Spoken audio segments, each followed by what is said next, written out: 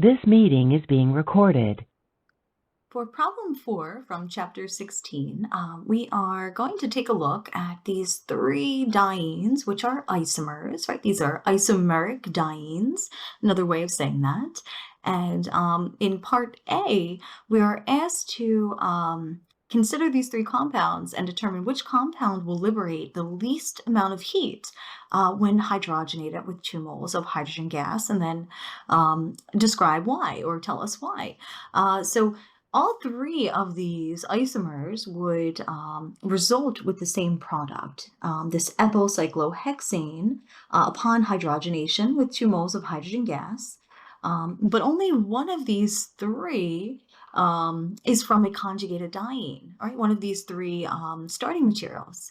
So this compound in the middle here, we would say, so this is the answer to A, this would liberate the least amount of heat because the other two compounds have isolated pi bonds, and we know that they would be less stable. So this is the most stable, the one that I just circled, therefore would liberate the least amount of heat because it starts at a lower potential energy than the other two compounds.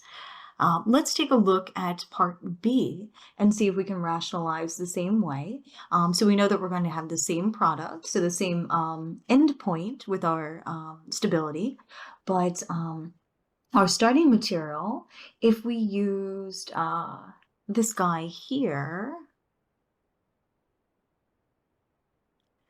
we would note that this would release the most heat because this isolated diene is the least stable of the dienes. The pi bonds are the lowest or monosubstituted, right? This one right here versus this structure here, which has a disubstituted pi bond in place, where that monosubstituted one is in the compound that we'll identify as the one that will release the most heat.